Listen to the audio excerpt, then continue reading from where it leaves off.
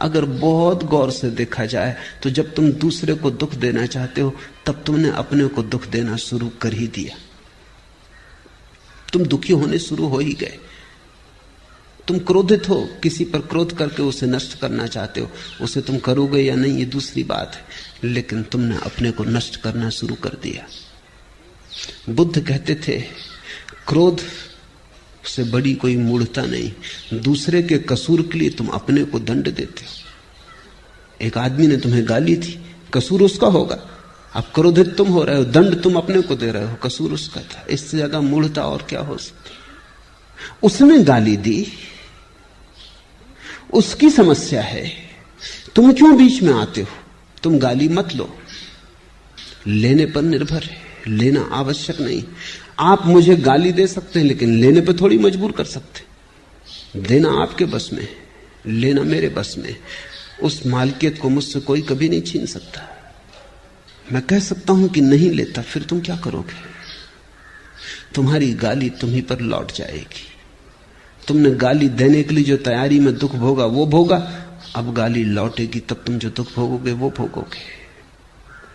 जब हम किसी चीज को अपने मन के भीतर ले लेते तभी वो सक्रिय हो जाती है, और दूसरे से लेने की कोई जरूरत नहीं है। तुम अपने भीतर ही इतने दुख के बीज पैदा करते रहते हो।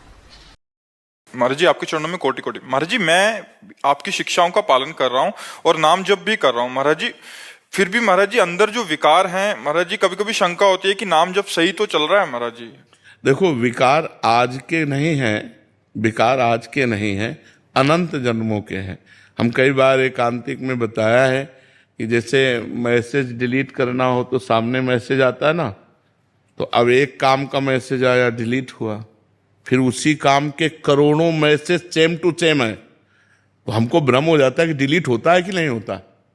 मतलब वही मैसेज करोड़ों हो और हमको एक एक डिलीट करना है तो करोड़ों बार वो आएगा, तो हमको लगता है कि डिलीट हुआ कि नहीं डिलीट हुआ। वो डिलीट हो गया, ये नया है। अनंत जन्मों से दुर्वासनाएं परत की परत हमारे हृदय में जमा है। अब जब हम नाम जब शुरू करते तो अब यही जमा है काम क्रोध लोभ मोह मद मत्सर की, तो वही बार बार जब निकलती तो लगता है यार कब तक बनी रहेंगी, बनी नहीं रहे, वो निकल रहे हैं। जो हमारे अंदर जमा है वो निकल रहा है, मन निर्मल हो रहा है। धैर्य पूर्वक दीर्घ काल निरंतर सत्कार सेवितो दृढ़ भूमि, लंबे समय तक अगर आदर पूर्वक नाम जप किया जाए तो दृढ़ भूमि, हमारे हृदय में सारे विकार जितने हैं वो सब बाहर हो जाएंगे। नहीं तो निर्मल मन होगा ही नहीं, और निर्मल मन हुए बिना भगवान की प्राप्ति नहीं। तो निर्मल